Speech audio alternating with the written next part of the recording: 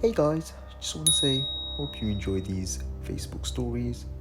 If you're new here, please smash that subscribe button and don't forget to hit that like button if you enjoy these stories. Now, let us know in the comments what you guys want to hear, and yeah, it'd be great to interact with you guys. Now, let's enjoy the stories.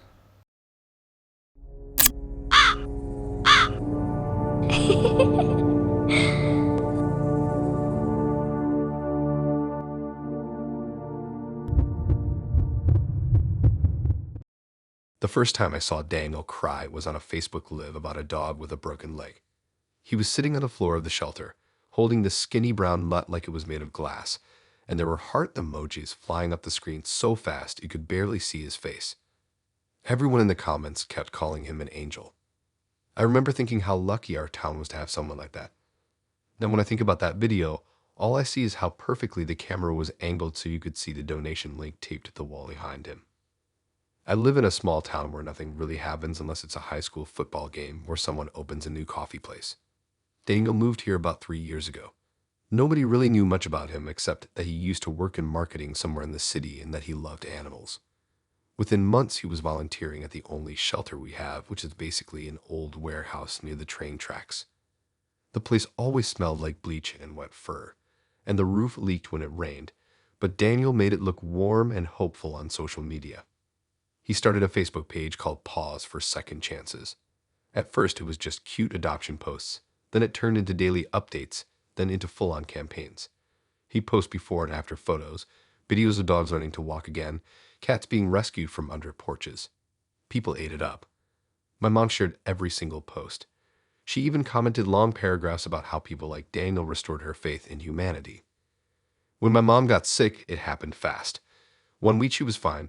The next she could barely get out of bed. Hospital visits stacked up. Bills started coming in thick envelopes. I made one post about it, just to update friends and family. Nothing dramatic, just that we're dealing with some medical stuff and could use prayers or whatever people say online. Daniel messaged me that same night. He said he was so sorry and that he wanted to help. He said the community always comes together when it matters and that he had a big platform now. I felt grateful. I didn't think twice about it.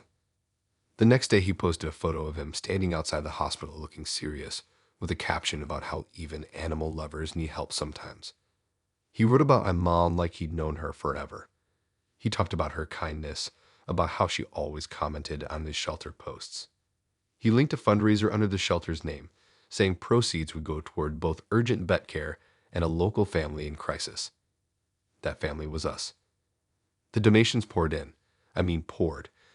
People I hadn't talked to in years were tagging friends, sharing the link, sending little messages of support. Daniel went live almost every night that week, sometimes from the shelter, sometimes from his apartment, giving updates about the dogs and slipping in lines about how my mom was still fighting. I was so overwhelmed with hospital runs and paperwork that I didn't keep track of the money. Daniel would text me screenshots of the fundraiser total climbing. $10,000, then 15, then 20. He said he'd transfer our portion once the campaign closed so the shelter could tally everything properly. A month passed. My mom's condition stabilized. We were still drowning in bills, but at least she was home. The fundraiser ended at just over $32,000. Daniel posted a thank you video, eyes red, voice cracking, saying the community had shown what love really means. Then things got weird. I ran into one of the older volunteers at the grocery store. She asked how my mom was and then casually mentioned how amazing it was that the shelter had raised so much. I said, yeah, it was life-saving. She frowned and said she hadn't seen any of that money. She thought it was still processing. That didn't make sense. The shelter operates on a tight budget. They post monthly breakdowns of what they spend on food, medical supplies, rent. There was no big jump. No announcement about a massive donation. I told myself maybe it was just delayed. I messaged Daniel asking when we could expect our part. He replied hours later saying he was still allocating funds responsibly and that transparency takes time. It sounded official, like something copied from a nonprofit handbook. Another week passed. No transfer. I checked the fundraiser page again. The wording had changed slightly. Now it said funds would be used at the organizer's discretion to support ongoing community and animal needs. I started scrolling back through his old posts, really looking at them. Every emotional story had a donation link. Every tragedy had a call to action, and he always framed himself as the bridge between pain and relief. I went to the shelter and asked to see their financial records. The manager looked confused but pulled them out. There was no $32,000. There wasn't even half of that. The only recent donation listed under Daniel's name was $500. 500. I felt my stomach drop so hard I had to sit down on a stack of dog food bags. I confronted him that night. Not publicly. I went to his apartment. It was cleaner than I expected, almost staged looking. Framed photos of dogs on the walls, a ring light set up in the corner of the living room. I told him I knew that the shelter never got the money, that we never got the money. He didn't look surprised. He didn't look scared either. He just sighed like I was being dramatic. He said people only open their wallets when they feel something sharp. Guilt, fear, hope. He said he simply understood that better than most. He explained that the shelter still benefited because his page brought in steady small donations. He said my mom's story made it possible to help so many more. I asked where the rest went. He said running a platform costs money. Equipment, ads, time. He said he deserved to be compensated for the work he put in. Compensated? That was the word he used. I went home shaking, not in a movie way, just in that exhausted, hollow way when your brain can't keep up with what just happened. I read through all the messages for people who donated. Some had sent $20, some $100. One woman had commented that she skipped buying groceries that week to help us. I posted everything the next day. Screenshots of our messages, photos of the shelter's financial records, a breakdown of the fundraiser total versus what was actually donated. I didn't add dramatic music or filters. I just wrote it out. The comments exploded. Some people refused to believe it. They said Daniel would never do that he'd saved too many animals. Others started sharing their own doubts. Someone pointed out that he'd recently bought a new car. Someone else mentioned his sudden weekend trips. Within hours, local news pages were picking it up. Daniel went live that night looking calmer than ever. He said misunderstandings happen when emotions run high. He said the money was always meant to support broader community outreach. He never directly said he stole it. He just kept talking in circles about impact and vision. The shelter cut ties with him.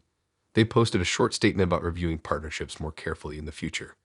Police got involved because technically it was fraud, but cases like that move slow. Meanwhile, my mom had to watch all of it unfold from the couch, hooked up to machines, seeing her name in headlines next to words like scam and controversy. What bothers me most isn't even the money.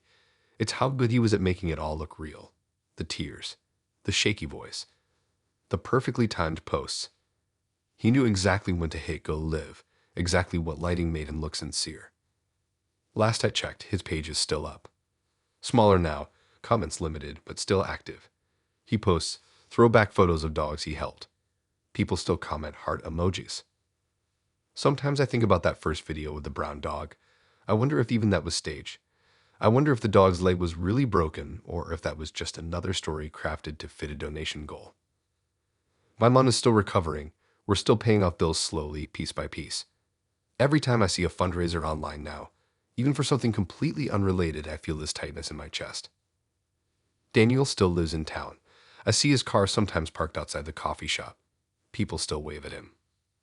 And every time I scroll past one of his posts, I remember how easy it was for all of us to believe him.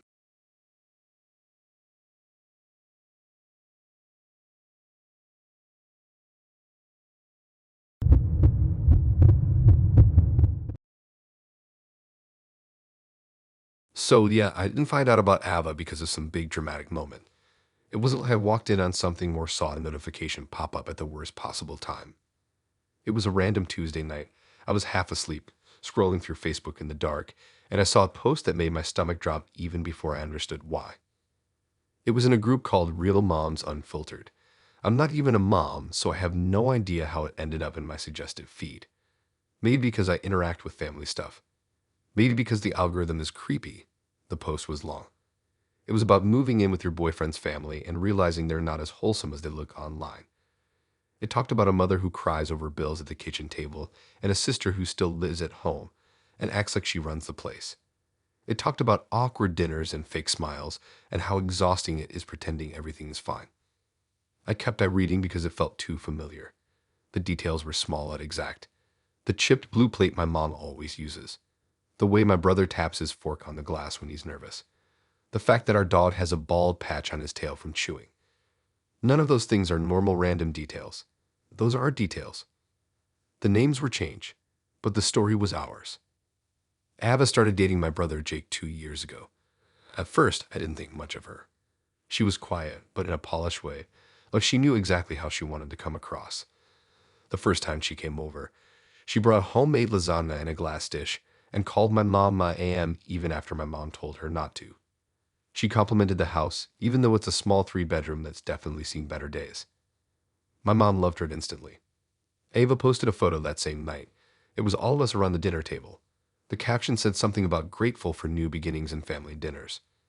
The lighting was warm, almost golden, even though our kitchen light is more yellow than flattering. She must have edited it before posting. People commented about how lucky she was to find such a welcoming family. That became her thing. She turned our normal, slightly messy life into aesthetic content. Birthday parties, random Sunday breakfasts, my dad napping in his recliner with a dog on his chest. She posted it all. She tagged us constantly. At first, it felt kind of nice. We're not the type of family that takes a lot of photos. Suddenly, there were albums full of memories. But slowly I started noticing something. The captions didn't always match the tone of the photos. There was one picture of my mom smiling while washing dishes. The caption talked about how strong some women are even when they're barely holding it together financially. My mom had mentioned bills that week, sure, but not in some dramatic way. Ava made it sound like we were one late payment away from losing the house. Another post was about learning patience in a chaotic household. It was a photo of me and Jake arguing over the TV remote. It was a normal sibling argument. She turned it into a paragraph about unresolved tension and emotional immaturity. Every time someone commented something sympathetic, Ava would respond thoughtfully. She'd say things like it's complicated or we're all trying our best. She never outright lied. She'd just shake the narrative so people filled in the worst possible gaps. I didn't connect it fully until that night in the moms group. After I saw that post, I clicked on the profile of the woman who wrote it. The account name was something generic like TigerWife87. No profile picture, no public friends, but the writing style was familiar. The way she used short sentences for emphasis. The way she described rooms like they were characters. I started scrolling through the group. There were dozens of posts from that account, all detailed stories about a difficult boyfriend's family, about feeling judged for not contributing enough, about overhearing private conversations, about a sister who is too close with her brother and resents the girlfriend. That one hit me hard. She wrote about how uncomfortable it is to live in someone else's house and feel like you're being watched. She described the layout of the hallway leading to the bedrooms. She described my dad's old framed high school photo on the wall. Nobody outside our house would know that stuff. I took screenshots of everything. The next morning, I watched Ava at breakfast like I was seeing her for the first time. She was laughing with my mom about some baking show. She reached over and squeezed Jake's hand. She looked normal, sweet even. I almost convinced myself I was being paranoid. Then she excused herself to the living room and I followed quietly. She sat on the couch and opened her laptop. I stood in the hallway and saw the familiar blue and white layout of Facebook. She was typing in that group. My heart started pounding so loud I thought she'd hear it. I went back to my room and waited. Later that day, another post went up in the group. This one about how suffocating it feels when your boyfriend's sister doesn't respect boundaries and always questions your intentions. It was me. I confronted her that night. Not in front of everyone. I asked her calmly why she was writing about us online. She didn't deny it. She didn't even look embarrassed. She just said it helps her process things. Process what? She said being in a new family dynamic is hard, that the group is anonymous and supportive, that she changes names and minor details so it's harmless. Harmless. I told her she described our house exactly. She shrugged and said no one in that group knows us in real life. That's when I realized it wasn't just venting. She was building something. Ava had been growing that account for over a year. Thousands of members engaged with her posts. They shared them, reacted, messaged her privately for advice. She positioned herself as the struggling but resilient girlfriend navigating a complicated household. And the more dramatic the story, the more engagement she got. A week later, she announced in a group that she was starting a blog about blended family challenges. She linked a website. Guess whose stories were featured in the first 3 posts? Ours. She rewrote our private moments into essays. My mom crying over medical bills became a full scene about financial instability and emotional manipulation. My dad's quiet personality turned into passive aggression. I was painted as jealous and controlling. Jake had no idea.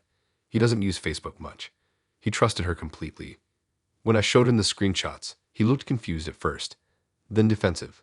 He said she's just venting, that everyone exaggerates online. I asked him how he'd feel if I posted about his panic attacks to strangers for engagement. That made him pause. The situation exploded when one of the women from the group recognized our town name in a comment Ava forgot to edit. She messaged me directly asking if I was the sister from the stories. I didn't even know how she found my profile, but she did. That's when it stopped being anonymous. People started connecting dots. Screenshots spread. Someone linked Ava's personal account to the group posts. Comments flooded in calling her out for exploiting real people for content. Ava went into damage control mode. She posted a long statement about creative nonfiction and how writing is a coping mechanism. She said anyone who feels attacked probably sees themselves in the story. That line made me sick. My mom was devastated. She kept asking what she did wrong. My dad refused to talk about it at all. He just stayed in the garage longer than usual. Jake moved out with Ava a month later. They found a small apartment across town. He said it would reduce tension. I think he just didn't want to choose sides. Even after moving out, Ava kept posting. Now the narrative shifted to surviving a toxic in-law environment and finally escaping. The engagement doubled. Last I read, she was partnering with some parenting page to do live sessions about navigating difficult family dynamics. People sent her gifts during the streams. Small amounts like $10 or $25 at a time. It adds up. The worst part is that none of what she wrote was completely false. That's what makes it so hard to fight. My mom really does stress about money sometimes. I really did question Ava's intentions early on. My dad really is quiet and hard to read. She just took those small truths and stretched them until they became a whole different reality. Now, every time someone takes a photo at family dinner, there's this awkward pause, like we're all wondering where it's going to end up. My mom barely posts anymore. She says she doesn't want to give anyone material. Jake still comes by sometimes. He looks tired. He says Ava is just ambitious, that she wants to build something of her own. He says people online don't understand nuance. Maybe. All I know is that our private life turned into episodes for strangers to consume while scrolling before bed. Our worst days became content.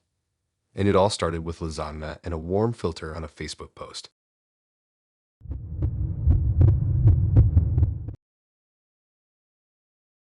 I used to joke that nothing interesting ever happens in my apartment. It's on the 3rd floor of a beige building that looks exactly like the other 5 buildings on the block. Same tiny balconies. Same humming air conditioner units. Same neighbors who nod but never talk. I liked it that way. Quiet. Predictable. Boring in the best way. The first weird thing was my couch. I came home from work one Thursday, and the throw blanket that I always keep folded on the left side was draped over the back instead. Not messy. Not thrown. Just placed differently. I stood there staring at it longer than I should have. I even tried to remember if I'd been rushing that morning. Maybe I didn't fold it. Maybe I left it like that. I told myself I was overthinking. Marcus had a key. I gave it to him about 2 months before that. He was a coworker at the tech store where I work. He transferred from another branch and didn't know anyone in town. He seemed chill at first. Kind of intense about privacy, though. He was always talking about how unsafe apartment complexes are and how easy it is for someone to break in. One night after closing, he said he didn't feel comfortable in his place. He said someone had been knocking on his door late at night, and he thought his landlord might have copied his key. He laughed it off, but it didn't sound like a joke. I felt bad for him. He didn't have family nearby. He didn't have friends yet. So I said if he ever needed somewhere to crash, my couch was fine. A week later, he asked if he could have a spare key just in case. He said he'd only use it if there was some emergency. I didn't think much of it. I mean, we worked together every day. I knew his schedule. He seemed normal. After the couch thing, little stuff started happening. My bathroom cabinet was slightly open when I was sure I'd closed it. My toothbrush was in a different position in the cup. Once, My laptop was closed when I clearly remembered leaving it open on the kitchen table. I started questioning my own memory. I'm not the most organized person. Sometimes I leave dishes in the sink overnight. Sometimes I forget where I put my keys. It was easy to convince myself that I was just being forgetful. Then there was the camera light. I was in bed, lights off, just scrolling before sleep. My laptop was on the desk across the room. Suddenly, I noticed a tiny green light flick on near the webcam, just for a second, then off. I sat up immediately. I hadn't touched the laptop. No updates running. No apps open that use the camera. I got up, walked over, opened it. Nothing unusual on the screen. I barely slept that night. The next day at work, Marcus was weirdly cheerful. He asked how my night was. I said fine. He kept looking at me like he was waiting for something. A week later, he asked if he could stay at my place for the weekend because his apartment was being fumigated. He said it would only be 2 nights. I hesitated, but said yes. I didn't want to seem paranoid. While he was there, he spent a lot of time in the living room with his phone propped up on random surfaces. He said he was on video calls with friends from his old city. He laughed a lot, talked louder than usual. Saturday morning, I woke up early and walked into the living room without thinking. He was sitting on a couch, phone angled toward the kitchen. When he saw me, he quickly picked it up and turned it off. He said he was just finishing a call. I shrugged it off again. It wasn't until a month later that everything clicked, and it happened because of a Facebook ad. I was scrolling during lunch and saw a sponsored post for a page called City Life with them. The thumbnail was of a modern apartment with exposed brick walls and cool lighting. It looked nothing like my place. I almost kept scrolling, but something about the layout felt familiar. I clicked it. The first video autoplayed. It was a live stream replay. The caption said late night thoughts in my apartment. The guy in the video was sitting on a couch, my couch. But the background looked different. He rearranged my furniture slightly. He'd added a standing lamp from somewhere. The camera angle made the room look bigger. It was Marcus. My heart started racing so hard I felt dizzy. I kept by reading the comments. People were complimenting his place, asking about his decor, asking what city he was in. He answered vaguely, saying he likes to keep his location private for safety. There were dozens of videos. Some filmed in the living room, some in my kitchen, one even from the hallway outside my bedroom, though you couldn't see inside. He always referred to it as his apartment, his safe space.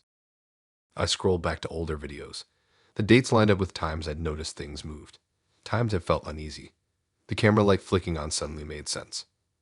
He had been going into my apartment while I was at work, setting up his phone, filming content pretending it was his. I felt sick. It got worse. In some videos, you could see shadows moving in the background.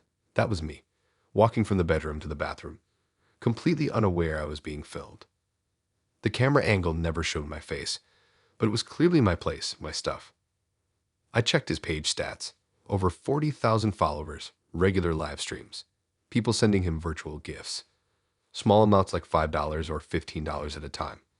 In one pinned post, he bragged about earning over $2,000 in a single month just from going live. From my apartment.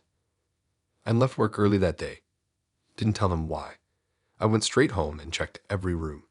Nothing looked obviously wrong, but once you know, you see everything differently. The plant by the window that I never bought. The extra extension cord behind the couch. I checked under the coffee table and found a small clip-on mount attached to the underside. It held a tiny camera. That's when the panic hit fully.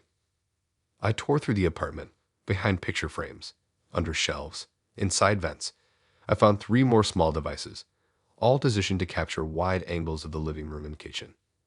None in the bedroom, at least not that I could find. I called the police. When they came, they were calm but serious. They documented everything. Asked about who had access. I told them about Marcus, about the key, about the videos. They looked up his page right there in my kitchen. One of the officers shook his head when he saw the follower count. We went to Marcus' apartment next. He wasn't there.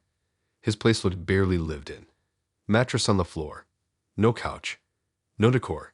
Just basic stuff. He'd been using my apartment as his set. When he finally came back that night and saw the police outside my building, he looked shocked for about 2 seconds. Then he switched to defensive mode. He said it was a misunderstanding, that he never showed my face, that it was just background. Just background. He admitted to installing the cameras but claimed it was for security. He said he wanted to monitor the apartment when neither of us was there, which made no sense because he didn't live there. He said the live streams were harmless, that people follow him for his personality, not the space. He kept insisting he never meant to invade my privacy. But he had been in my apartment dozens of times without telling me, rearranging furniture, turning on lights, setting up shots. The police confiscated the equipment and his phone. The case is still ongoing. Apparently, there are specific laws about filming in someone else's private space without consent, especially for profit. I had to change my locks, obviously. I also ended up moving out. I couldn't stand the thought of staying there. Every corner felt contaminated. For weeks after, I kept imagining cameras where there weren't any. I'd catch myself staring at smoke detectors at tiny holes in walls, wondering if something was hidden there. His page disappeared a few days later. Maybe he took it down. Maybe Facebook did. I don't know. Some of his followers found my profile and messaged me. A few apologized. Some accused me of ruining his career over nothing. One even said I should be grateful because my apartment helped him grow. That part still makes my chest tighten. All those nights I thought I was alone in my own living room. All those random moments I walked around half asleep, not knowing someone might be watching later through a screen. I keep replaying the day I handed him that spare key. It felt like such a small thing, just metal and trust. Now, whenever someone jokes about sharing keys, I don't laugh.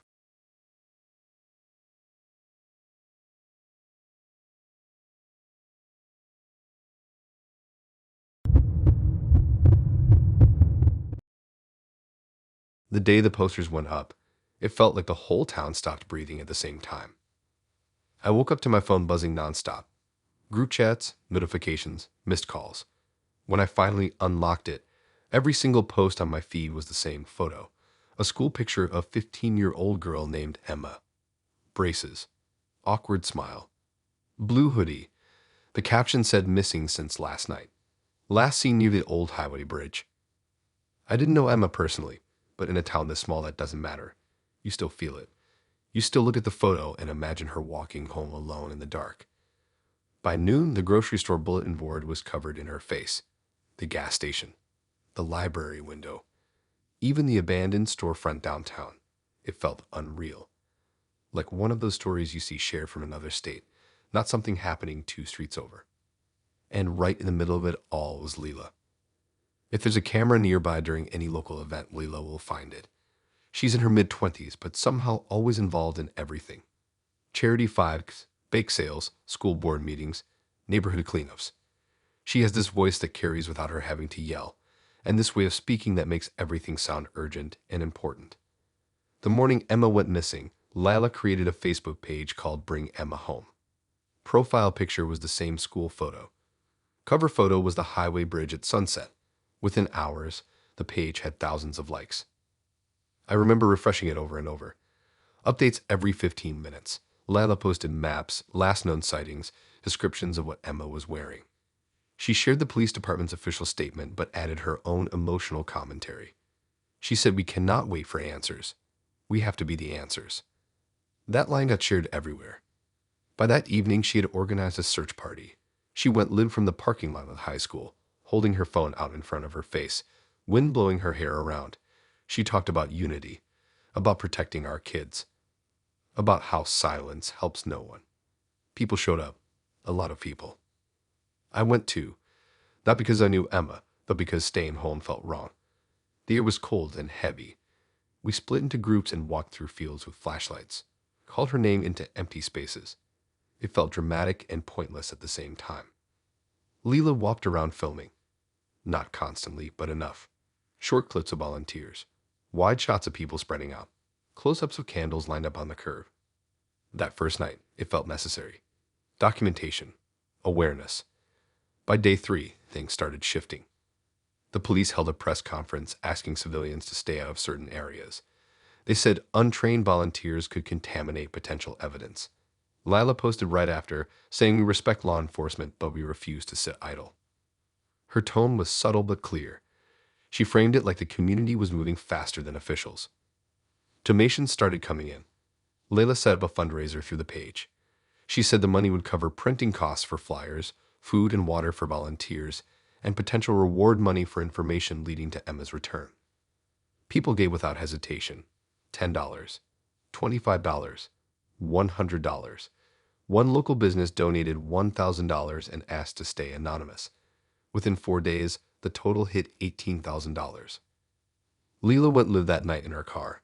She looked exhausted. Red eyes, shaky voice. She said the generosity proves how loved Emma is. She promised every dollar would be accounted for. The thing is, the police had not asked for a reward fund. They hadn't asked for civilian fundraising at all. By day 6, the page had over 12,000 followers. National news outlets started picking up the story. Lila gave interviews. She spoke carefully but passionately. She mentioned growing up in this town. She said she sees Emma like a little sister. I noticed something odd that week. Some of Lila's posts felt timed, like they appeared right when engagement dipped. For example, late at night when activity slowed, she posted a dramatic update.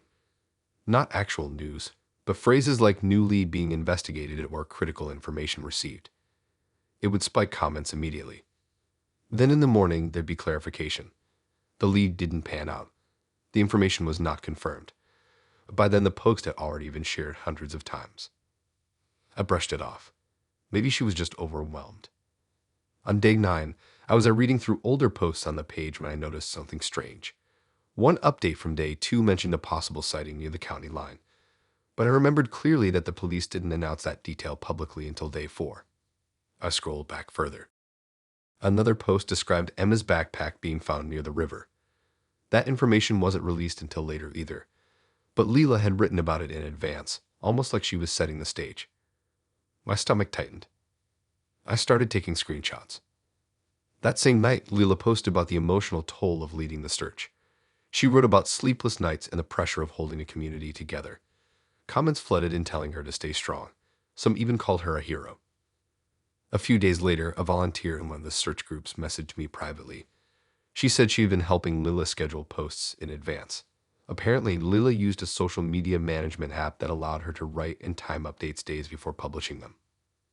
The volunteer thought it was efficient. I didn't. Why would you schedule emotional updates about a missing girl in advance? I kept digging. I found older posts from months before Emma disappeared. Leela had shared articles about high-profile missing person cases from other states. She commented on how communities come together and how important leadership is during crisis. There was even one post where she wrote that tragedy exposes who really cares. The more I read, the more uneasy I felt. Then something happened that made everything explode. Emma was found. She had run away. She'd been staying with a friend in a nearby town. There was no abduction, no dramatic crime scene. She was scared of something at home and didn't tell anyone where she was going. The police held another press conference. They thanked the community but made it clear that certain rumors had complicated their investigation. Leela went live immediately after. Instead of relief, her tone was oddly defensive. She said some people might try to twist the narrative. She emphasized that her page kept the story alive when others might have forgotten. But here's the part that changed everything. A local reporter obtained access to the fundraiser breakdown. Out of the $18,000 raised, only around $4,000 had been spent on printing flyers and supplies. Another $2,000 was donated to a youth counseling center after Emma was found. The remaining $12,000 was still sitting in the account under Leila's control. When asked what would happen to it, she said it would be used for future community emergencies. Future emergencies. People started asking questions in the comments. Why wasn't the excess refunded? Why was the fundraiser description changed after Emma was found? Yes, she changed it. The original wording about a potential reward quietly disappeared.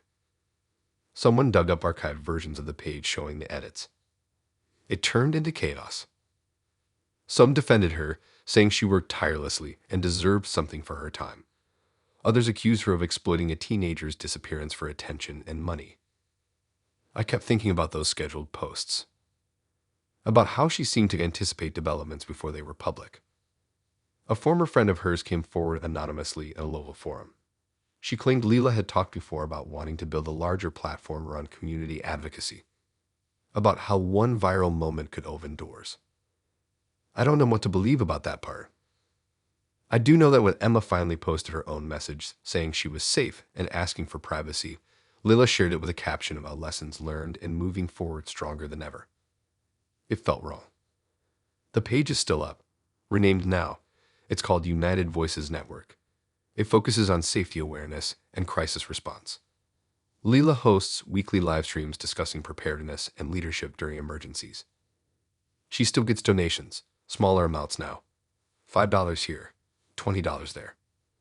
Whenever something even mildly concerning happens in town, like a car break-in or a power outage, she posts immediately. Polished graphics, urgent tone. I can't prove she planned any of it. I can't prove she wanted something bad to happen. But I can't forget how perfectly she filled the spotlight when it did. And every time a new notification pops up from her page, my chest feels tight in a way I can't explain.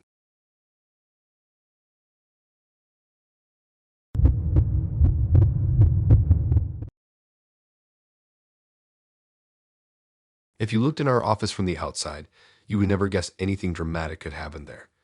It sits between a dentist clinic and a closed-down gym, with faded blue letters spelling out our company name above the door. Inside, it's all gray cubicles, humming fluorescent lights, and the smell of burnt coffee by noon. We sell insurance policies and answer emails. That's the level of excitement. So when Ethan got hired as our compliance and digital security officer, it honestly felt like overkill. He walked in on his first day with a laptop covered in security stickers and introduced himself by saying data is more valuable than cash. He wasn't joking. He talked about cybercrime the way news anchors talk about hurricanes, like it was coming whether we were ready or not. At first, most of us just nodded along. None of us thought we were important enough to be targets. Ethan's workshop started almost immediately. He dimmed the lights in the conference room and projected examples of phishing emails on the screen, circling small spelling mistakes in red and highlighting suspicious links. He had this way of pausing before delivering a line like the biggest threat is human error, then looking around the room as if daring someone to disagree. One time he pulled up a coworker's public Facebook profile and guessed her password based on her dog's name. He got it right. Everyone laughed nervously, but you could see the embarrassment on her face. He said he was proving a point. Over the next few months, he built a reputation as the office watchdog. He locked his screen every time he stood up. He covered his laptop camera with tape. He even warned us about oversharing vacation plans online. It felt intense, but it also felt responsible. We trusted him because protecting information was literally his job. Then he created a private Facebook group for the office called Cyber Aware Team. He said it would be a safe place to post suspicious emails and ask questions. Almost everyone joined. At first, it worked exactly like that. Someone would upload a screenshot asking if an email was legit, and Ethan would break it down step by step. Gradually, though, he started introducing live drills. One Monday morning, half the office received an email that looked exactly like it came from our manager requesting updated payroll details. The formatting was perfect. The signature matched. A few people clicked the link. 10 minutes later, Ethan walked out clapping slowly and announced it was a fake test. He made the ones who clicked attend a mandatory training session. Some of us laughed it off, but others were clearly humiliated. After that, the drills became more elaborate. Fake bank alerts, fake delivery notifications, even emails that looked like they came from actual clients. He tracked who failed. I know because he accidentally projected a spreadsheet with our names color-coded. Green meant secure. Yellow meant caution. Red meant vulnerable. My name was yellow. About 2 months after the drills became routine, I got a Facebook message from a blank account late at night. No profile picture. No friends. It contained screenshots of old posts I made years ago. Nothing terrible, just immature jokes from when I was younger. The message said, "Imagine if clients saw this." My stomach tightened immediately. I told myself it was just some random troll. 2 days later, another message came. This one included a screenshot of a private email I had sent from my work account complaining about overtime hours. The message said some things are better left unsent. That's when the panic set in. Only someone with internal access could see that email. I didn't say anything right away because I felt embarrassed and slightly paranoid. But then Samantha from accounting pulled me aside and asked if I'd gotten strange messages too. She had received one containing her home address and a reminder to adjust her privacy settings. Within a week, at least 6 of us had been targeted. Some messages contained public information scraped from social media. Others included details pulled directly from HR files, like emergency contacts or personal phone numbers. Nothing catastrophic, but enough to make you feel exposed in a way that sticks to your skin. Management finally stepped in and hired an external IT consultant. He reviewed network logs and quickly noticed that the anonymous accounts traced back to our office IP during late evening hours. The access logs showed Ethan's credentials were active during most of those sessions. When confronted, he admitted to orchestrating the phishing drills, which were technically authorized. But he also admitted the anonymous messages were part of what he described as an advanced social engineering awareness initiative. He claimed real hackers would not warn us before exploiting vulnerabilities, so he simulated real-world pressure. He actually said fear creates lasting change. The consultant dug deeper and found that Ethan accessed files beyond his official scope. He opened HR records without authorization. He downloaded spreadsheets containing home addresses and personal details. He compiled profiles on several employees under the justification of risk assessment. Even worse, someone discovered posts on an online cybersecurity forum describing a mid-sized insurance office used as a behavioral experiment. The details matched us exactly. Ethan wrote about how targeted intimidation increased compliance rates and improved password complexity. He referred to coworkers as subjects and discussed measuring their reactions. Reading it felt like someone had taken our daily routines and turned them into lab data. Management suspended him immediately. After an internal review, he was terminated. There may still be legal consequences because unauthorized access to employee data crosses into criminal territory, but those processes move slowly. After he left, the atmosphere in the office shifted permanently. Conversations became shorter and more guarded. Nobody leaves their computer unlocked anymore, even for 30 seconds. We all changed our passwords and tightened privacy settings. I read through years of old posts, deleting anything that felt even slightly personal. The Facebook group he created is still there, but inactive, like a reminder of what happened. The last post is from him, reminding everyone that complacency is the enemy. Sometimes I scroll past it and feel this strange mix of anger and disbelief. He never stole money. He never physically threatened anyone.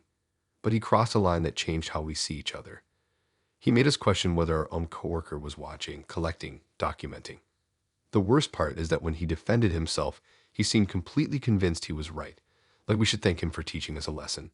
And maybe that's what unsettles me the most, knowing he probably still believes he was the hero in his own story.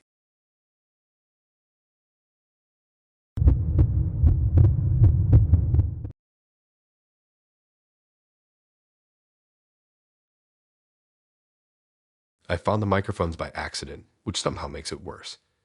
If I had gone looking for them, if I had already suspected something, maybe I could have told myself I was just being cautious. But I wasn't suspicious. I was comfortable. That's what gets me. I had just moved into Sophia's house 3 weeks earlier, and I remember thinking I finally felt settled. The place was a 2-story townhouse on a quiet street with matching mailboxes and trimmed hedges. Sophia advertised it in a local Facebook group for women seeking safe housing. Her post said she believed in creating secure environments for women who needed stability. The comments were full of praise. People called her generous and empowering. I messaged her that same day. She interviewed me like it was a job application. Asked about my schedule, my past landlords, my reasons for moving. I told her I wanted somewhere calm after a messy roommate situation. She nodded a lot and said transparency builds trust. She showed me around the house. Clean kitchen, neutral decor, soft lighting in the living room. She said she lived there full-time and rented out 2 spare bedrooms. She asked for $800 deposit and $800 monthly rent, which felt fair for the area. I moved in the following weekend. At first, everything was normal. We cooked dinner together once. She posted a photo of us making pasta with the caption building safe spaces one step at a time. I didn't think much of it. The rules started small. She preferred that guests be approved ahead of time. She liked to know when I'd be home late. She said it was about safety and accountability. I figured that made sense since she advertised the place as secure housing. She had cameras outside the front and back doors, which she pointed out proudly. She said they were for protection. But after a couple of weeks, I noticed she seemed to know things she shouldn't. She'd mentioned that I came home at 11:17 p.m. instead of just saying late. She asked why I sounded upset during a phone call the night before. At first, I thought maybe the walls were thin. The house was old. Maybe sound traveled. One evening I was cooking alone in the kitchen when I heard a faint static noise near the ceiling. It was subtle, like interference from a radio. I ignored it. The next day it happened again while I was on a call with my sister. This time I looked up and noticed a tiny black dot near the smoke detector. It didn't look like part of the detector. It looked separate. I grabbed a chair and stood on it to get closer. That's when I saw the small microphone embedded near the base. Not a camera, just audio. My heart started racing so fast I had to sit down. I checked the hallway. Another one near the ceiling corner. I walked into the living room and saw a similar dot near a shelf. I didn't confront her immediately. I went to my room and locked the door, scanning every corner. I didn't see anything obvious in there, which made me feel slightly better, but not much. That night I barely slept. The next morning, I acted normal and waited until she left for work. Then I called a friend who studies audio engineering and asked him to come over. He confirmed they were microphones, small but active, likely transmitting wirelessly. We followed the signal with an app and traced it to a locked cabinet in Sophia's home office. Inside was a recording device connected to a laptop. Folders labeled by date.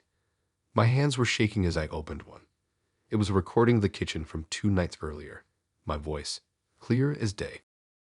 When she came home that evening, I was waiting in the living room with the cabinet open. She froze for a second, then walked in calmly like nothing was wrong. I asked her why she was recording the common areas. She didn't deny it.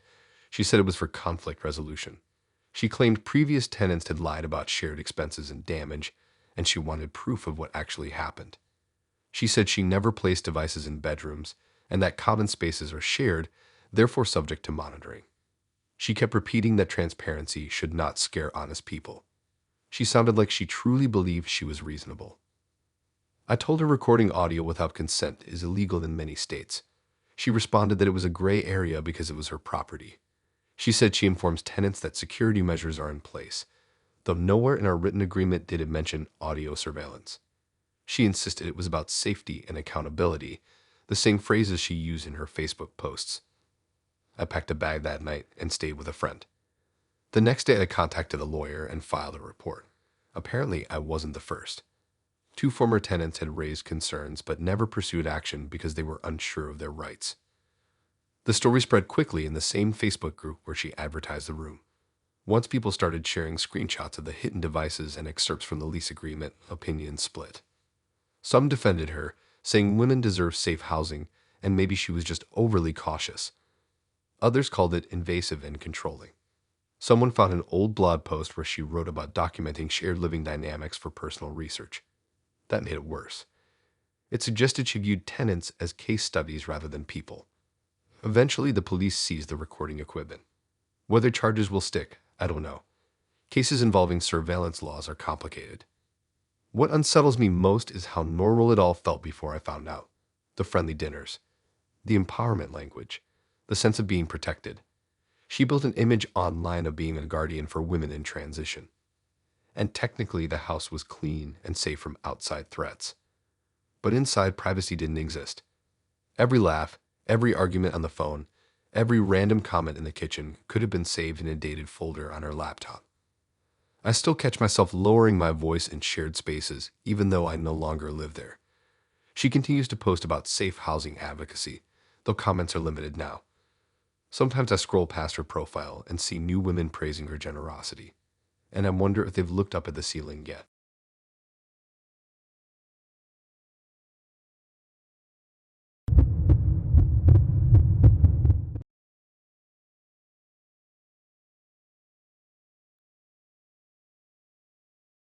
I should have known something was off the second he called me a success story before I'd actually succeeded at anything. That's the part that replays in my head the most. Not the money, not the fallout. Just that moment, sitting across from him in a crowded coffee shop, while he smiled like he had already written the ending for both of us. Noah and I went to high school together, but never really talked back then. He was one of those guys who floated between friend groups, always networking before we even knew what networking meant. Years later, he popped up on my Facebook with a message about reconnecting and building positive circles. It sounded harmless enough, nostalgic even. His profile looked polished. Motivational quotes, photos at business seminars, captions about growth and discipline. He posted about second chances and reinvention. When we started messaging, he asked thoughtful questions about my job, my goals, where I saw myself in 5 years. I thought he was just being supportive. I had recently started a decent position at a logistics company. Nothing glamorous but stable. I told him I was saving money and thinking about investing eventually. That's when his tone shifted slightly, like he found the door he was looking for. He said he had been building something exciting, something that rewards people who move early. We met for coffee the next weekend. He paid for both drinks without hesitation and leaned forward the entire time and talked. He nodded a lot, took mental notes. When I mentioned my savings account, he asked specific questions about the amount and how long it took to build. It felt personal, but he framed it like mentorship. He said most people let their money sleep when it should be working. He talked about private investment circles and community-based capital growth. It sounded vague but impressive.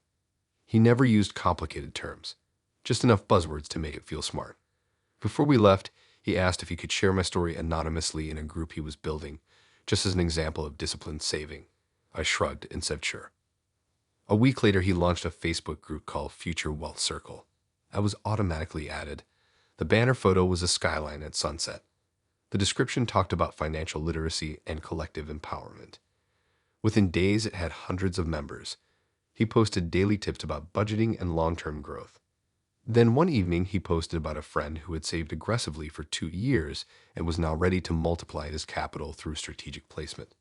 The details were specific: the age, the industry, even the timeline. It was me. He didn't use my name, but anyone who knew me would recognize it. People flooded the comments asking how to join this opportunity. He replied that he was considering opening limited slots for a small group investment launch. He messaged me privately saying my example inspired others and asking if I'd be comfortable appearing in a short testimonial video. I hesitated, but he insisted it would just be about discipline, not money specifics. We recorded it in a rented office space he claimed was temporary headquarters. I talked about saving and planning. He edited it and posted it with dramatic music and captions about breaking financial ceilings. That's when the messages started coming to me directly. Strangers asking how much I'd invested, asking what returns I'd seen. I had invested nothing. I confronted Noah, asking why people thought I was already part of his investment circle. He laughed it off and said perception drives momentum. He said technically I was an early supporter and that was enough. A few days later, he announced the first official round of future wealth placements. Minimum entry $2,500. He claimed funds would be pooled into short-term property flips and small business expansions. He showed spreadsheets with projected returns of 18% in 6 months. I watched friends from high school comment that they were in. Cousins tagged each other. People I barely knew sent him money. He posted screenshots of payment confirmations, luring names but keeping amounts visible. Within 2 weeks, he claimed to have raised over $120,000. He hosted live streams explaining growth strategies, using my testimonial video as proof of his credibility. I felt sick every time I saw my face attached to something I didn't fully understand. When I asked again if my name was being used beyond what we agreed, he said I should appreciate the free exposure and that we were building something bigger than individual fear. The first payout date came and went quietly. He posted a long explanation about minor delays due to contract finalization. Members stayed patient. He reminded them that wealth building requires trust. 2 weeks later, small returns were sent to a handful of early investors, enough to keep excitement alive. Screenshots of $300 and $450 gains circulated in a group. More people joined. The second round minimum increased to $5,000. That's when cracks started to show. A member posted asking for documentation of the properties being flipped. Noel removed the post within minutes, saying negativity damages collective progress. I started digging on my own. The business registration he claimed to have turned out to be filed only weeks before launch. The office space we filmed in was a shared rental by the hour. There were no listed properties under the company name. When I confronted him with that, he accused me of doubting him publicly and risking group morale. He said transparency has limits in competitive markets. A month later, payouts stopped completely. Messages flooded the group demanding updates. He posted a final live stream saying unforeseen regulatory reviews froze accounts temporarily. Then the group disappeared. His personal profile went quiet the same day. Phone number disconnected. The rented office space empty. People started messaging me, angry and confused. They thought I was a co-founder because of the testimonial. Some accused me of being part of the scheme. Others begged me to explain where their money went. One woman said she had invested $15,000 from her inheritance. Another said he convinced her to borrow against her car. I felt like my chest was collapsing under the weight of it all. Law enforcement got involved after multiple complaints. From what I've heard, most of the money was funneled through layered accounts and withdrawn quickly. Whether he'll ever be caught, I don't know. Last rumor was that he left the state. I keep replaying every conversation, every nod across that coffee table. He didn't threaten anyone. He didn't scream or act desperate. He built a narrative. He made people feel chosen, and he used my face as the foundation. Now when someone messages me about an opportunity, I don't even open it. I deleted the testimonial video the day the group vanished, but screenshots still float around. Sometimes I search his name out of habit, hoping for closure or at least confirmation that he's facing consequences. Nothing comes up except old motivational quotes about growth and risk.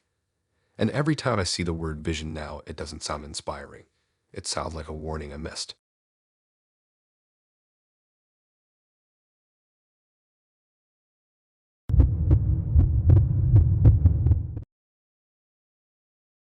So I really hate Facebook after this. The first time I realized my dad's breakdown had background music, I actually thought it was a joke. I was scrolling late at night, half asleep, when a video from Harper's page autoplayed. Soft piano music, slow zoom, warm filter. The title said, "When Strong Dads Finally Let Themselves Feel." I recognized the living room immediately. Same brown couch with a worn armrest.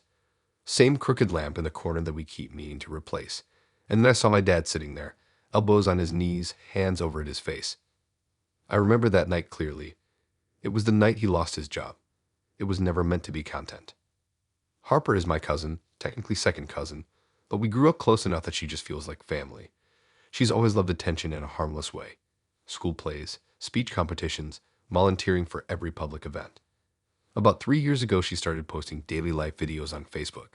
At first, it was small stuff. Baking cookies with her son. Decorating the house for holidays. People loved it.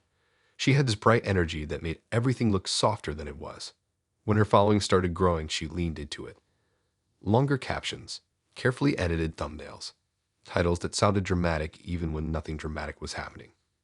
When she started bringing her camera to family gatherings, none of us really objected.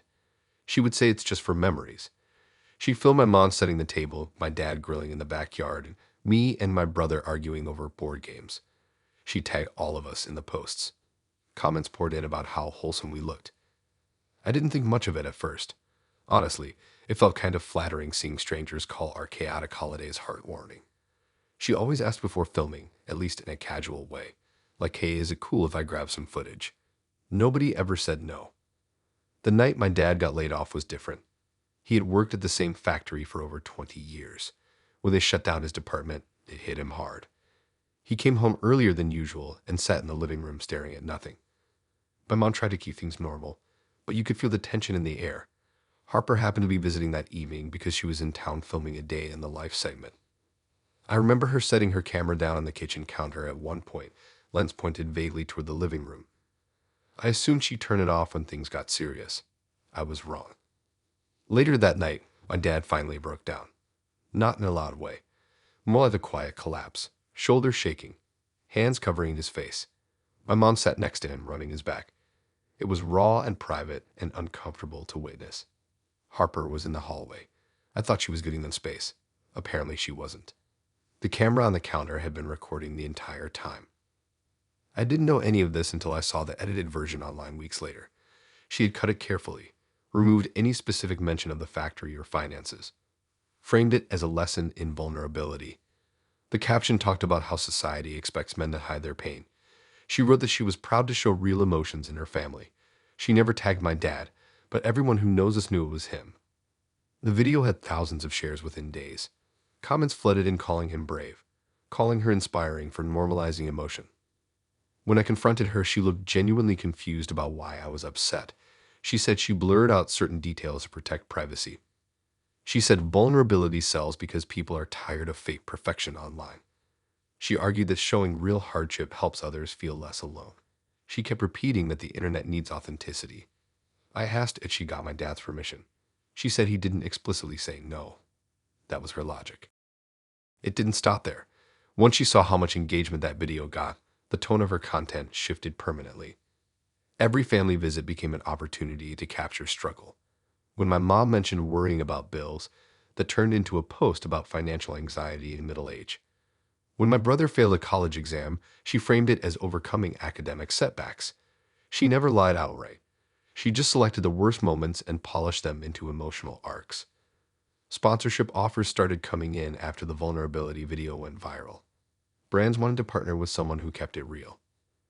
My dad found out about the video because a coworker sent it to him. He watched it in silence. He didn't yell. He didn't even confront her directly. He just stopped talking much at family gatherings after that. You could see the change. He would leave the room whenever she pulled out her camera. My mom tried to keep peace, saying Harper meant well, but even she asked her once to tone it down. Harper responded by saying she was building something important and that sometimes growth feels uncomfortable. Eventually, a former follower exposed that some of her captions exaggerated timelines. A story about months of unemployment was actually only 3 weeks. A post about constant arguments was based on one disagreement. Once people started questioning her authenticity, she doubled down. She said critics were threatened by honesty. She limited comments on certain posts and filtered out negative words. But the damage was done inside the family long before the public backlash. I stopped going to gatherings where she was filming. My dad avoids her completely now. The video is still online, just buried under newer uploads. Every now and then it resurfaces because someone shares it as an example of emotional storytelling. Strangers still comment about how powerful it is. They have no idea that the man in the video never agreed to be anyone's inspiration. They don't see how careful he is now about showing emotion in front of anyone holding a phone. Sometimes I scroll through her page out of curiosity. The lighting is still warm, the music still soft, the captions still full of lessons. From the outside, it looks like a family that bravely shares everything. But I know how much of it was never meant to be shared at all. And once something private becomes content, you don't really get it back.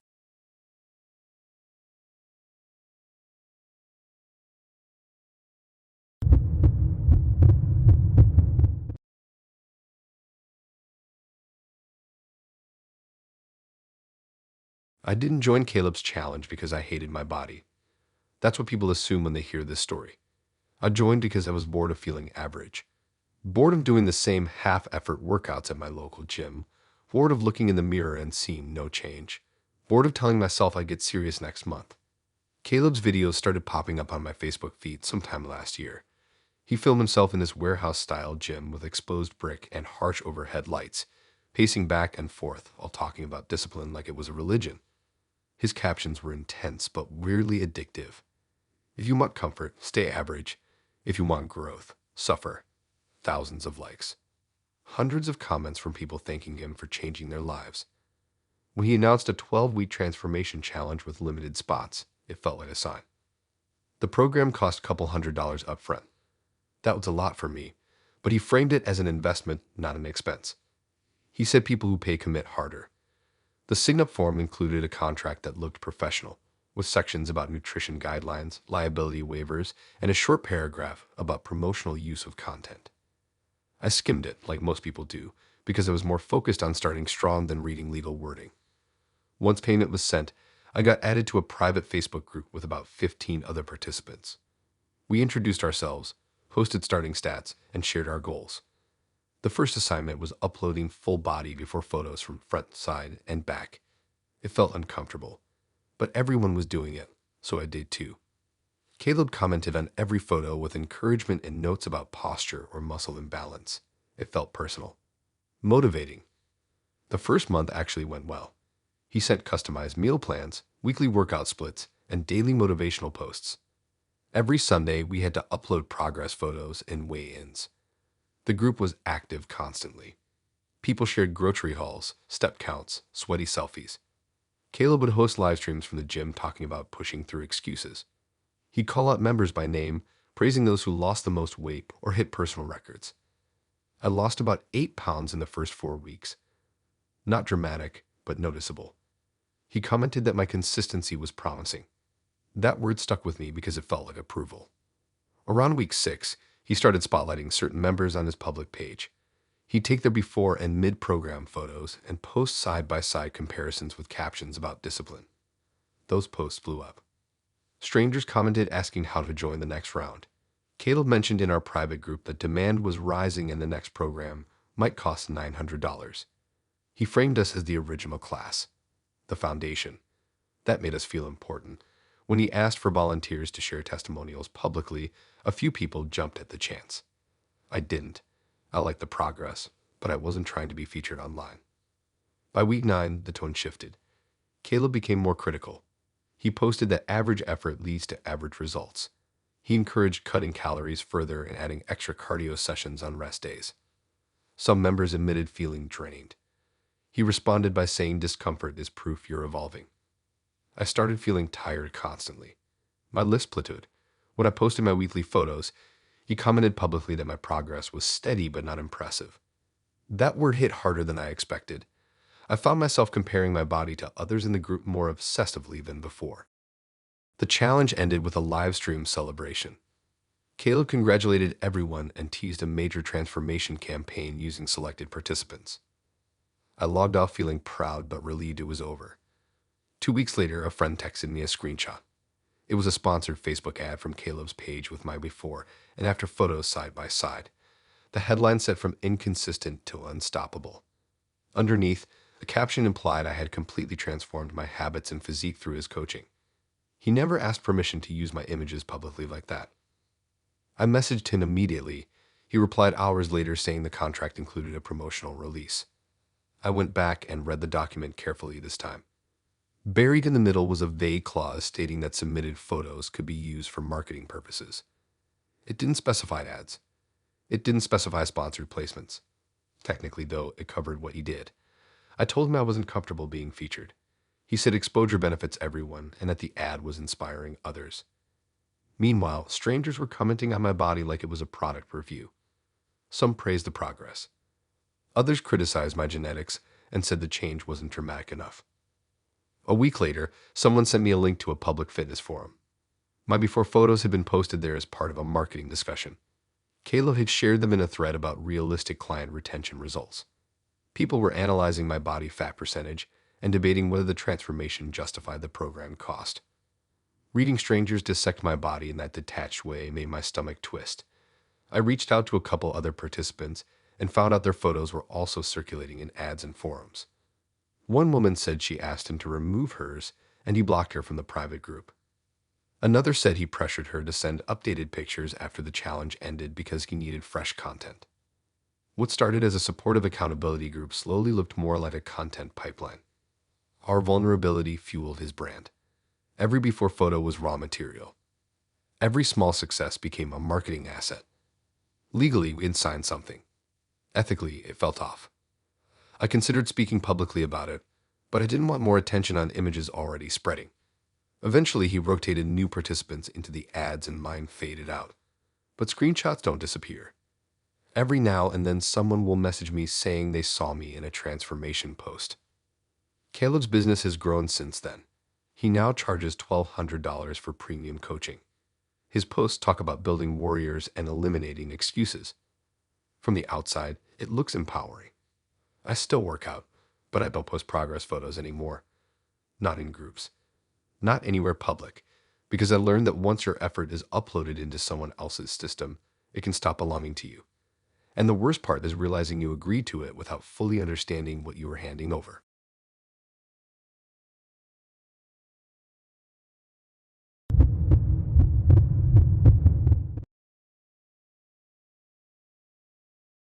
The first time I understood how dangerous a Facebook group could be, it wasn't because of a crime.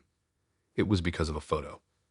A blurry, zoomed-in, badly lit photo taken from across the street and posted with a red warning emoji and the words suspicious male near Maple Drive. Maple Drive is my street. The photo was taken at 8:42 p.m. on a Thursday. I remember the timestamp because I checked it at least 20 times that night. The man in the picture was standing near my driveway with his hands in his jacket pockets, looking down at his phone. The caption said he appeared to be pacing between vehicles and possibly checking door handles. The comments were already in the hundreds by the time I saw it. That man was my uncle. Izzo runs our neighborhood watch Facebook group like she's managing a crisis newsroom. She started it 2 years ago after 3 cars were broken into over one weekend. At first, everyone loved her. She organized meetings at the community center, encouraged people to install motion lights, even got a local security company to give group discounts on cameras. She writes her posts in this calm but urgent tone, like she's the only one awake while everyone else is asleep. Stay vigilant is her favorite phrase. She says it so often that it feels like a command. The group grew fast. From a few dozen neighbors to over 3,000 members, including people from nearby streets who just wanted to feel informed. Every minor incident became content. Every unknown face became documentation.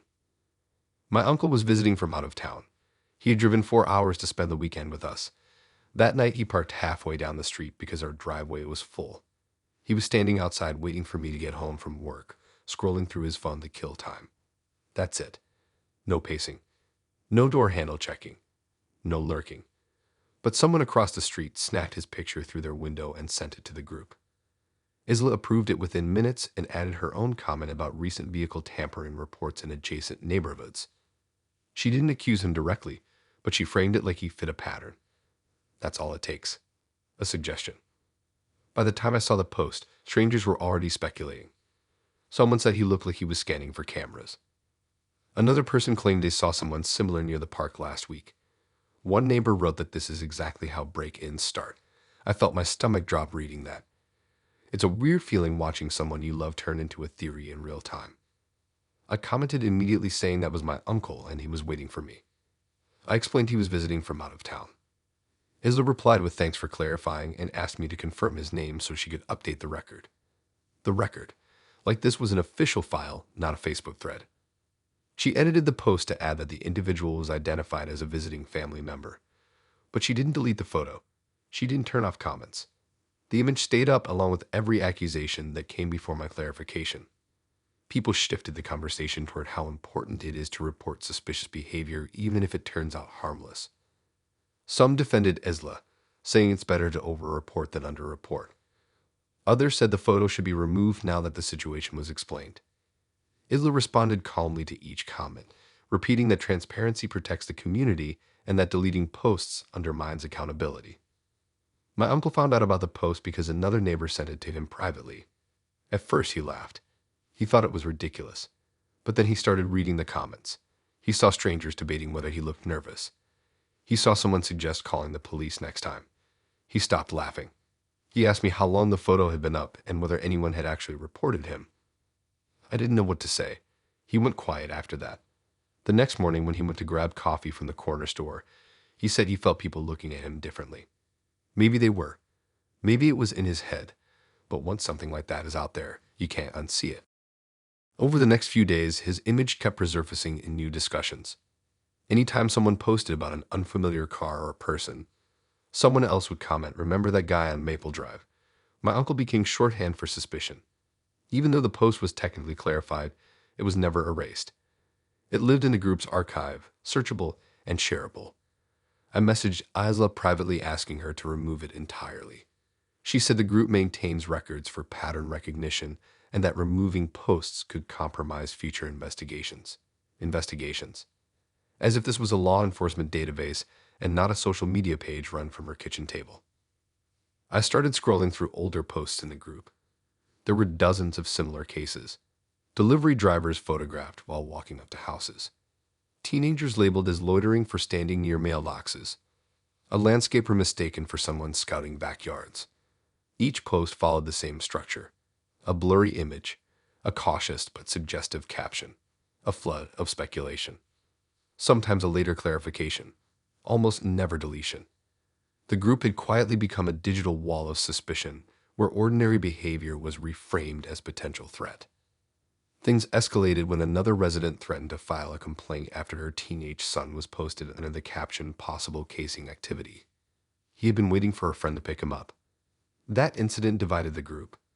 Some members questioned whether the page was encouraging profiling rather than prevention. Isla responded with a long post about proactive community defense and how ignoring red flags leads to regret. She framed critics as careless about safety. She said discomfort is a small price for protection. The argument exploded in the comments, but the structure of the group remained the same.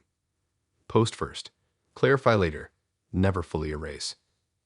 A few weeks after my uncle left, a patrol car slowed down in front of our house one evening. Maybe it was routine.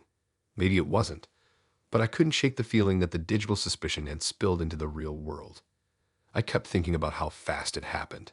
One photo, one caption. Hundreds of opinions formed in under an hour. My uncle didn't do anything wrong, yet his face was stored in a local archive of possible threats. And there was nothing we could do about it without being labeled as anti-safety. Isla still runs the group. She still posts daily alerts with the same urgent tone. Some posts are valid and helpful. Some probably prevent real problems, but I can't scroll through the same way anymore. Because I've seen how quickly caution can become accusation and how easily a confident admin can shape perception. People trust her because she sounds organized, because she sounds certain, but certainty doesn't make something fair. And once her image is uploaded under the word suspicious, it doesn't matter how many clarifications follow. The first impression sticks longer than the truth ever will.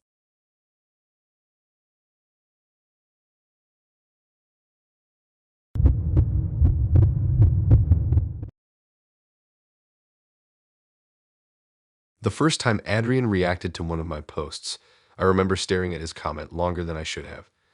It was 3 months after my partner died, and by that point I had stopped expecting anything meaningful from anyone online. The casseroles had stopped. The sympathy text had slowed to the occasional thinking of you. Nights were the worst. I would sit on the edge of my bed scrolling through a private Facebook grief support group because silence felt heavier than noise. When I finally posted something myself, it wasn't polished. It was a messy paragraph about how I kept reaching for someone who wasn't there anymore. I expected a few heart reactions. Adrian left 4 full paragraphs. He didn't tell me to stay strong. He didn't say time heals. He wrote about the strange half-second each morning when your brain hasn't caught up with reality yet. He described that split second like he'd been inside my apartment. That's what made me message him. He said he had lost his sister years ago. He didn't overshare. He didn't dominate the conversation. He asked small questions and waited for my answers. That patience felt rare. Most people either avoid grief entirely or try to fix it too fast. Adrian never tried to fix anything. He positioned himself as someone who had learned to carry loss without letting it crush him.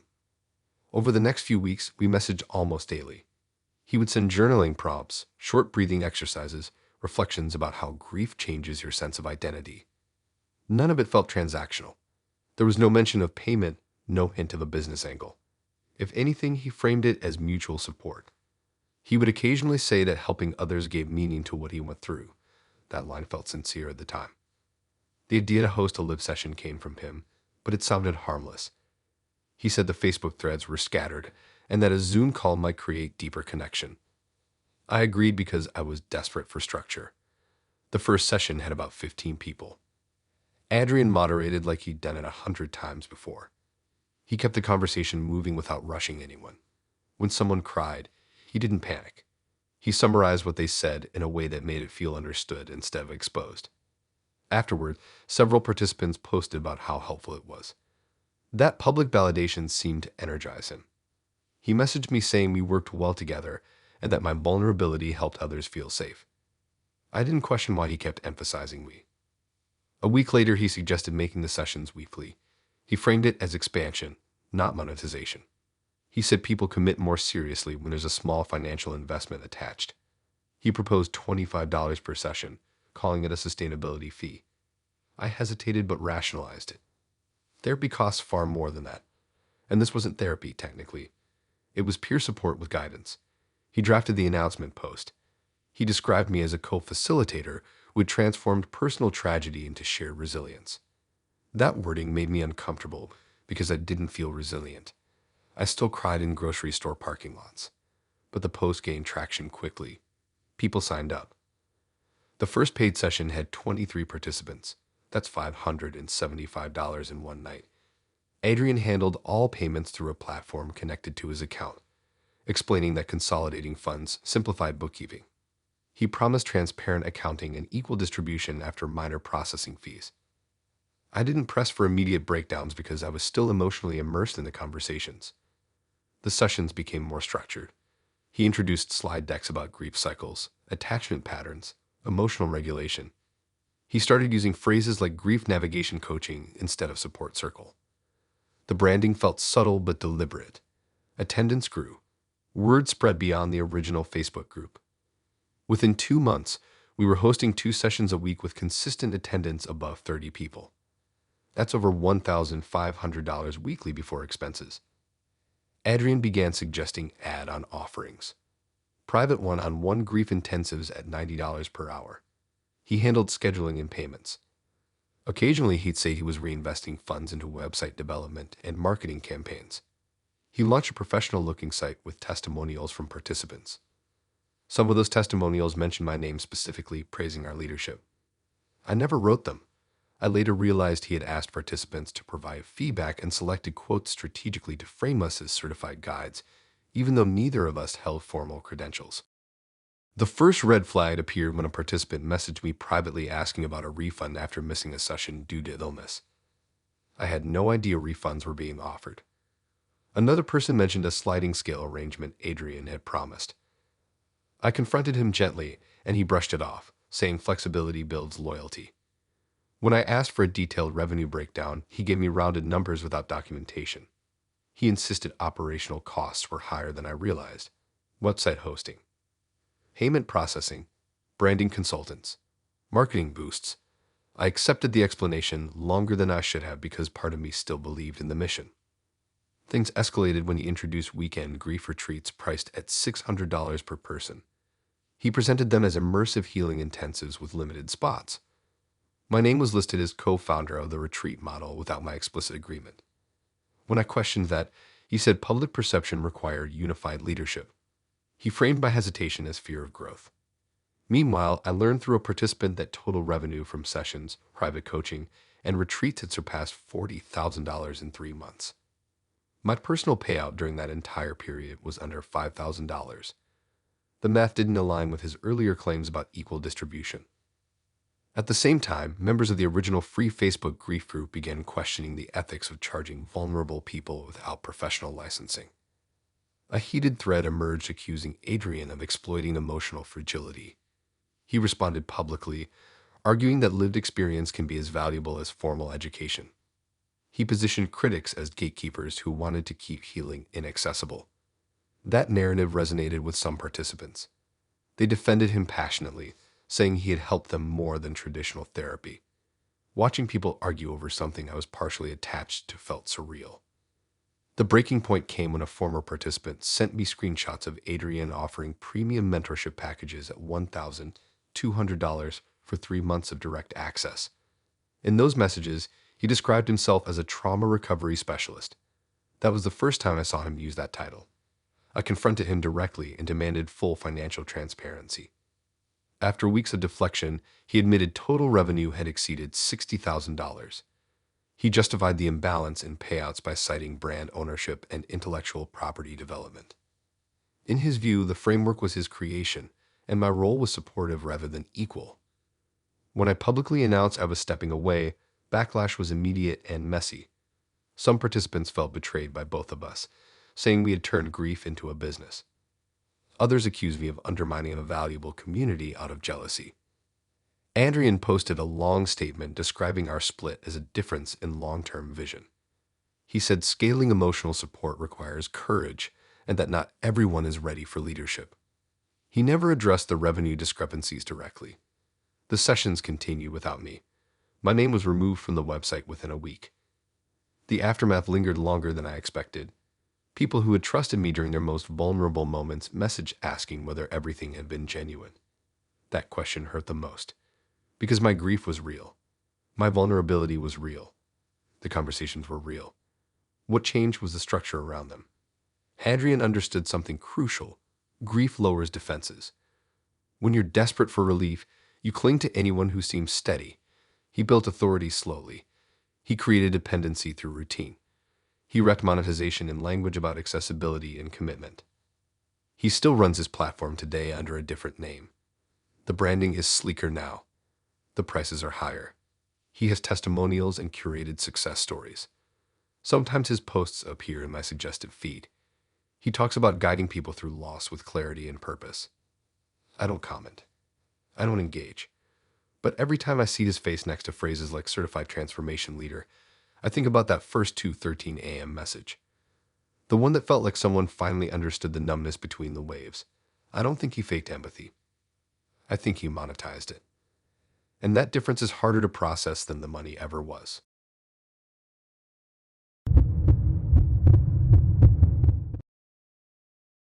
The first time Victor tagged me in that apology post, I felt my chest tighten before I even finished the first paragraph. It wasn't just the tag. It was the tone, the way it was written. Calm, reflective, measured, like it had been drafted and edited 5 times before hitting publish. We hadn't spoken in over 3 years. The last time we talked, he owed me $1,800, had ignored my calls for months, and left me covering rent I couldn't afford at the time. Back then, he vanished when pressure showed up. So when I saw his name pop up with a long post about accountability and transformation, I knew immediately it wasn't random. Victor doesn't do anything random. He plans narratives. He always has. The post started with vague ownership.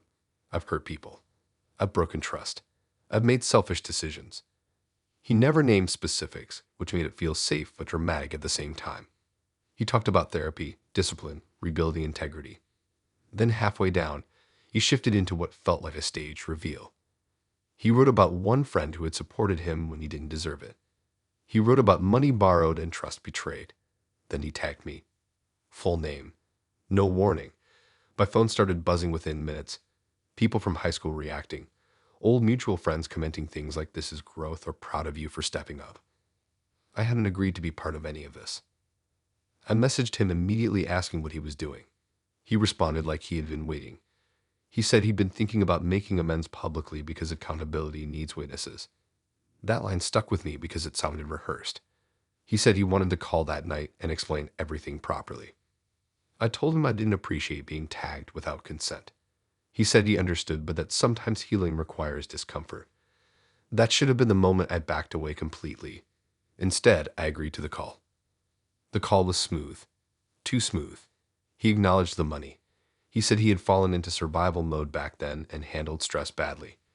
He talked about hitting rock bottom, about restructuring his life, about cutting out toxic patterns. He said he wanted to repay me but asked for time because he was rebuilding finances strategically. The language felt corporate, not personal. He mentioned starting a consulting service focused on financial discipline and mindset. That's when I felt something shift. Why was financial discipline the pivot point? He ended the call by asking if I would comment under the post confirming we spoke and that I accepted his apology. He framed it as closure. The next morning, I saw he had already replied to comments under the original post, hinting that we had talked and that resolution was happening. There were hundreds of reactions by then. People were sharing it, calling it one of the most mature things they'd seen online. The pressure to respond felt heavier than I expected. Silence would make it look like I was bitter, so I left a short comment saying we had spoken and that I appreciated the apology. I didn't mention the unpaid $1,800. I didn't mention that nothing had actually been resolved. Within minutes, my comment became part of the narrative. Screenshots were taken. People congratulated us both. Over the next 2 weeks, Victor leaned into the redemption arc aggressively. Daily posts about growth, about rebuilding trust brick by brick, about turning past failures into future leadership. Then came the announcement. He was launching a 6-week mentorship program called Financial Reset Blueprint. Price, $350 per participant. He framed it as guidance from someone who learned the hard way and came back stronger. In the promotional graphic, he included a cropped screenshot of my comment under his apology post as testimonial evidence that his transformation was real. That's when it became clear this was structured from the beginning. I confronted him privately. I told him using my name and words to promote a paid program crossed a line. He said it wasn't promotion, it was proof. He argued that transparency builds credibility and that I was part of his transparency journey. When I asked again about repayment, he said funds from the mentorship launch would help settle past debts gradually. That phrase gradually made my stomach drop. Meanwhile, enrollment grew quickly.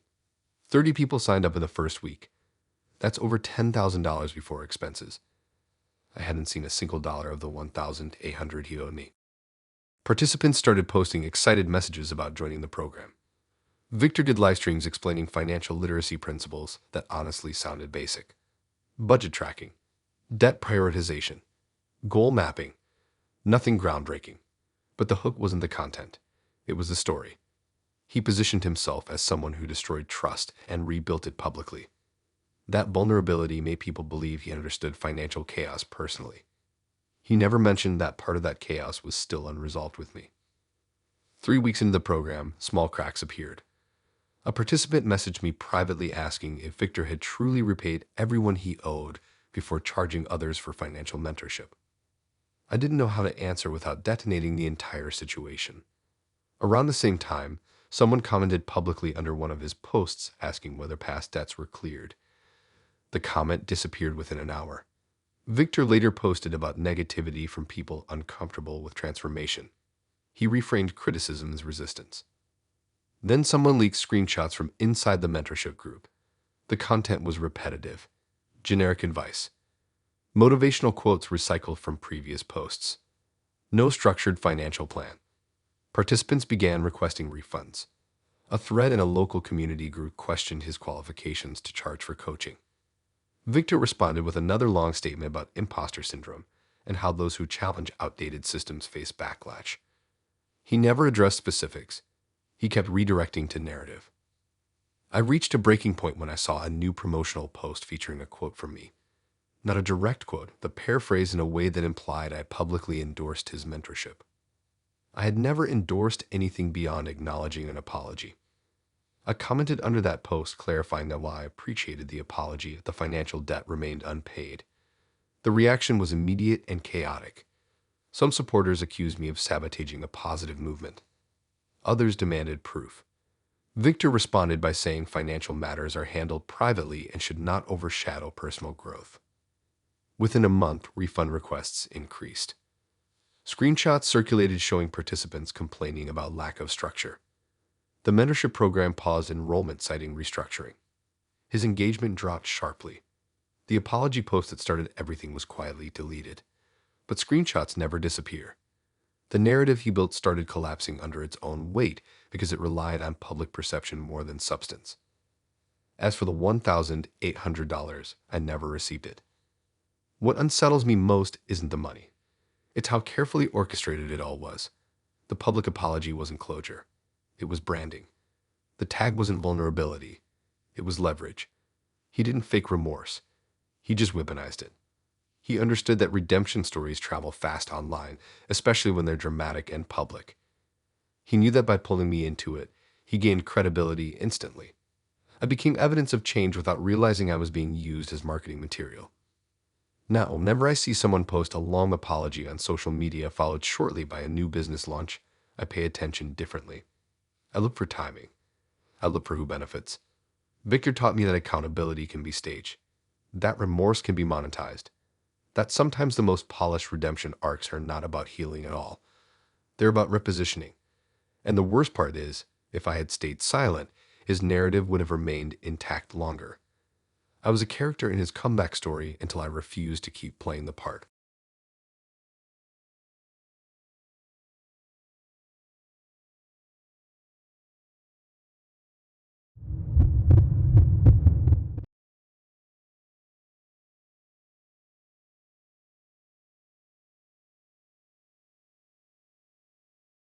The first time I felt something was off, it wasn't because of what Jenna posted.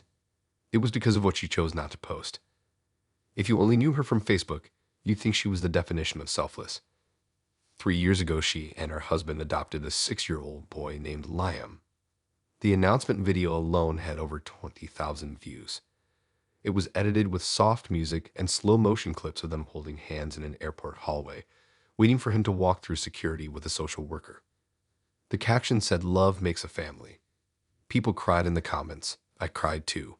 At that time, I believed everything I was seeing. Jenna had always loved documenting her life. Before adoption, her page was full of home decor projects and meal prep tutorials. But after Liam arrived, the content shifted. Every milestone was filmed. The first day of school, the first lost tooth, the first time he called her mom on camera. The posts were polished but framed as raw honesty. She said she wanted to raise awareness about the adoption system and show the realities, not just the highlight reel. That phrasing earned her credibility. People trust someone who claims they're not hiding the hard parts. At first, the hard parts seemed reasonable. She talked about adjustment struggles, sleep issues, emotional outbursts. She would post long captions explaining trauma-informed parenting and how patience is key. The engagement skyrocketed. Parents from all over the country commented about similar challenges. She began receiving small sponsorship offers. Nothing major at first. A children's book company, a weighted blanket brand. She always framed them as tools that genuinely helped the lamb. The transparency made it feel ethical. But gradually, the tone shifted in subtle ways. Instead of neutral language about adjustment, she began describing Liam as intense and complicated. She posted about meltdowns more frequently than positive moments. She would film him from behind while he cried, carefully avoiding showing his face, but capturing his voice clearly. The captions became longer and more emotional. Some days are harder than others. Trauma doesn't disappear overnight. We carry more than we show. Those posts performed the best. Thousands of shares, comments praising her strength. I started noticing that the hardest moments were often filmed from angles that suggested planning. A camera already positioned on a shelf, a phone propped up at just the right height. It made me wonder whether she anticipated the outburst or if she sometimes waited before intervening so the moment could be documented. That thought felt cruel, so I pushed it away, until one afternoon when I was visiting her house and witnessed something in real time. Liam had a rough day at school. He threw his backpack on the floor and started yelling about not wanting to go back. Jenna calmly walked into the kitchen, placed her phone against the coffee machine facing the living room, then returned to him and began the conversation. I noticed because I was sitting at the table. She didn't hide the movement. It was casual, normal to her. The conversation escalated into tears. Later that night, a clip of that moment appeared online, edited with captions about navigating explosive emotions with grace. The framing cut out the part where she set up the camera. The sponsorships grew larger after that. Parenting courses, therapy apps, trauma resources. She started using affiliate links in her captions. She framed every post as educational. The ratio shifted heavily towards struggle. Even joyful milestones were packaged with contrast. He smiled today after a tough week. He made eye contact during dinner. It created a narrative that Liam was constantly battling something invisible. Strangers in the comments began speculating about his diagnoses. Jenna never confirmed specifics, but she didn't shut down the speculation either. The controversy truly ignited when a former foster parent from Liam's past recognized him through contextual details and reached out privately. That person later posted in a separate forum accusing Jenna of exploiting a child's trauma for engagement. Screenshots surfaced showing older posts where Jenna mentioned specific behavioral incidents that could potentially identify him to people familiar with his history. The debate became intense. Some defended her transparency. Others argued that children adopted from traumatic backgrounds deserve privacy more than visibility. Jenna responded with a lengthy video defending her platform. She said silence perpetuates stigma. She said telling hard stories empowers other adoptive families. She framed critics as people uncomfortable with honesty. The video gained massive traction. Donations poured in from supporters who believed she was being attacked unfairly. She launched a Patreon account offering deeper insight into adoptive parenting for $15 per month. Within weeks, she had over 1,000 subscribers. That's $15,000 monthly before taxes.